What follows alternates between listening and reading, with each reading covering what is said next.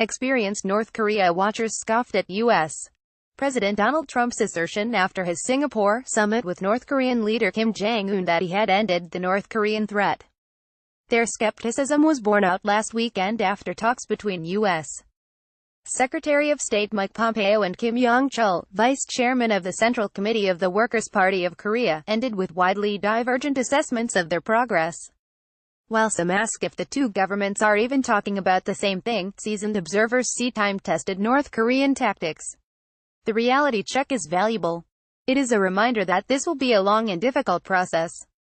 Pompeo was in Pyongyang for talks to put meat on the bones of the summit agreement reached by Trump and Kim in their June 12 summit in Singapore. The summit declaration was vague, noting only the two governments would establish new US-DPRK relations, build a lasting and stable peace regime on the Korean peninsula, denuclearize the peninsula and return the remains of U.S. soldiers who died during the Korean War. Pompeo had hoped to get agreement on the meaning of denuclearization, and set a timetable for progress. Pompeo called the 2 days of meetings productive. He thought the two sides had made progress. Reportedly, the two sides set up working groups to address various issues, including the destruction of Pyongyang's missile engine testing facility. He added that the two sides would meet on or near July 12 to discuss return of the remains of U.S. soldiers from the Korean War. North Korea responded with a broadside, calling the U.S. focus on denuclearization unilateral and gangster-like, and said the U.S. attitude toward the talks was regrettable. Pompeo dismissed the complaints, noting that, if those requests were gangster-like, the world is a gangster. He is right. Demands for denuclearization are supported by the UN Security Council, in North Korea, in prior negotiations, had conceded that goal for the peninsula. This disagreement validates the core concern that critics had of the Singapore summit. There is no meeting of the minds on the meaning of denuclearization. The United States, Japan, South Korea and like-minded governments want Pyongyang to give up its nuclear ambitions and dismantle its nuclear arsenal. North Korea, however, frames its denuclearization efforts within the context of regional nuclear disarmament. In its narrowest interpretation, the North will only give up its nuclear weapons when the U.S. has withdrawn from the Korean peninsula and ended its commitment to defend South Korea. A more expansive version of this argument demands the withdrawal of U.S. forces, and its nuclear umbrella, from Northeast Asia. The broadest possible interpretation dubs North Korea a nuclear power like the nuclear weapon states legally recognized by the Nuclear Non-Proliferation Treaty, and insists that Pyongyang will only give up its arsenal when the other 5 nuclear powers do so.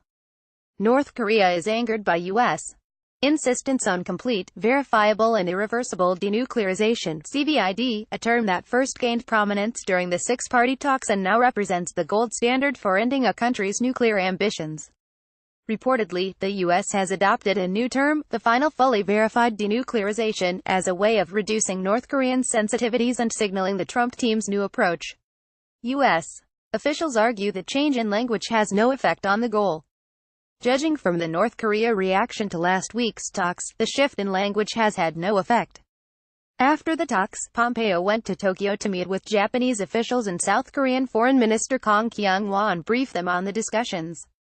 He reassured Prime Minister Shinzo Abe that he and Trump pressed the case of Japan's abductees and said that peace and stability required the settlement of the outstanding issues of concern surrounding North Korea, including the nuclear, missile and abduction issues.